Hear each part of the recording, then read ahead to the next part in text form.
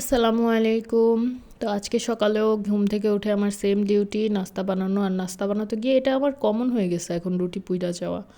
এটা আমার জন্য এখন কমন। তো এই নাস্তায় ছিল ডিম ভাজিটা, ছিল আমার মেয়ের জন্য, পরোটা আর আলু ভাজি আমার আর আমার হাজব্যান্ডের জন্য।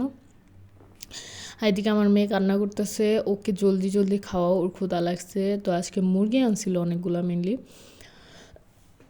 আমার অনেক ঠান্ডা লাগছে, আমি কোথাও বলতে পারতেছি না, এত কাশি। তো মুরগি কেটে ধুয়ে ফ্রিজে রেখে দিছি, কারণ আজকে মুরগি সে খাবে না। তার আজকে ইচ্ছা হয়েছে মুরগির কলিজা গুর্দা ওগুলা ভাজা খাবে, সিম্পল খাবার খাবে। তো আমি বললাম ঠিক আছে, তুমি সিম্পল খাবা, আমিও তোমাকে সিম্পলি গর্জাস তো আর বানিয়ে দিব না। তো আমিও সিম্পল খাবারই বানাচ্ছি। এই জায়গায় গরম মশলা, জিরা, ধনিয়া গুঁড়া, আদা রসুনও দিছিলাম মেবি, সরি। তারপরে এগুলো ম্যারিনেট করে আধা ঘন্টা রেখে দিছি।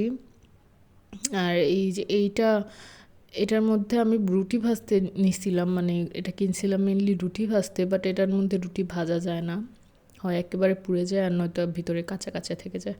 এই জন্য ভাবছি এটাতে কলিজা ভেজে নিব। বাট ভাই, এটার মধ্যে কলিজা ভাজার যে মাথার মধ্যে বুদ্ধি আসছে না, এটা মানে কি বলবো, সব থেকে খারাপ একটা বুদ্ধি আসছে। এটার মধ্যে কলিজা ভাজতে গিয়ে আমার পুরো শরীরে মানে তেলের ছিটা যাইতে যাইতে এখন একেবারে মানে কি বলবো, ঠোসা পড়ে, পুরো শরীরে ঠোসা পড়ে গেছে, চেহারায়, হাতে, পায়ে, গলায়।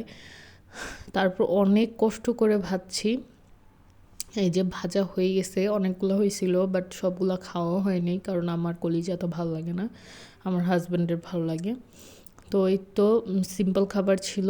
তো এই অবধি। আল্লাহ হাফেজ, ভালো থাকবেন সবাই।